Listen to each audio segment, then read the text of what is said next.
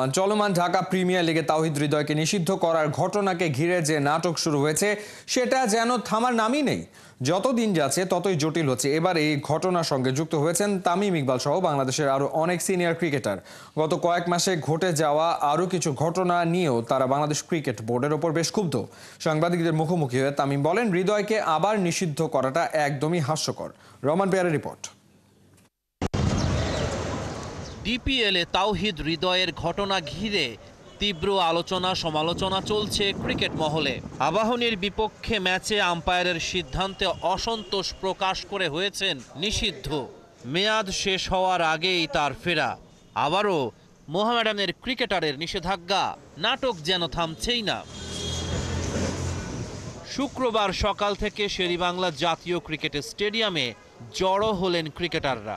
তামিমের নেতৃত্বে বিসিবি কার্যালয়ে বোর্ড সভাপতি ফারুক আহমেদের সঙ্গে আলোচনায় বসেন তারা। সেখানে ছিলেন বিসিবির আরও দুই পরিচালক, ক্রিকেট পরিচালনা বিভাগের প্রধান নাজমুল আবেদিন ও আম্পায়ার্স এবং মিডিয়া কমিটির প্রধান ইফতেখার রহমান। লম্বা সময় ধরে মিটিং করলেন তারা। সন্ধ্যায় গণমাধ্যমের মুখোমুখি হন অসুস্থ হয়ে মাঠ ছাড়ার আগে মোহামেডানের অধিনায়কের দায়িত্ব পালন করা তামিম।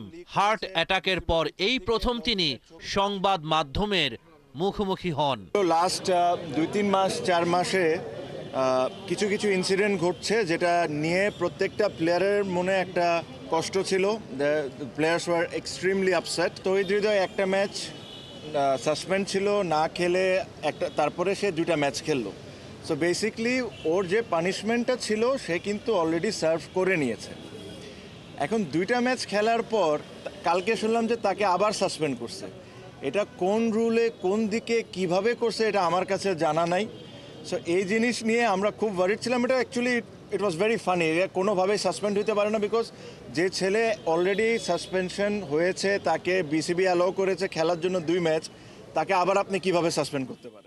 মোহামেডানের চাপে বিসিবি হৃদয়কে 1 ম্যাচ শাস্তি ভোগ করার পর খেলতে দিয়েছে কিনা এমন প্রশ্নে তামিমের জবাব। এই কথাটা ইম্পর্টেন্ট না। তাকে কি বিসিবি খেলতে অ্যালাউ করেছিল? ইফ বিসিবি অ্যালাউড, তার মানে he has served his punishment. তো যে ছেলে একবার তার পানিশমেন্ট সার্ভ করে নেয়, 2টা ম্যাচ খেলার পর ওকে আপনি একই কেসের জন্য আবার কেমনে পানিশমেন্ট দিবেন? সবশেষ বিপিএল স্পট ফিক্সিং এ জড়িত সন্দেহে কিছু ক্রিকেটারের নাম প্রকাশ্যে চলে আসে। দোষী সাব্যস্ত হওয়ার আগে এভাবে প্রকাশ্যে নাম ফাঁস করে দেয়াটাও ক্রিকেটারদের জন্য অপমানজনক বলে মনে করেন তামিম। কেউ যদি কারাপ্ট থাকে, কেউ যদি কারাপশনের সাথে জড়িত থাকে, আমরা সবাই চাই তার শাস্তি হোক, but there is always a ways. আপনি তাদেরকে পাবলিকলি হিউমিলেট করতে পারেন না। That is not right. 3 মাস পর স্বাভাবিক জীবনে ফেরার আশা তামিম ইকবালের। সাথে ফিরবেন 22 গজেও। আমি আল্লাহর রহমতে ভালো আছি ভাই, আর ইনশাল্লাহ খুবই ভালো আছি, হেলদি। আর সবাইকে আপনাদেরকে থ্যাংক ইউ যে আপনারা সবাই দোয়া করছেন ভাই। 3 মাস পর ইনশাল্লাহ। রহমান পেয়ার, 71।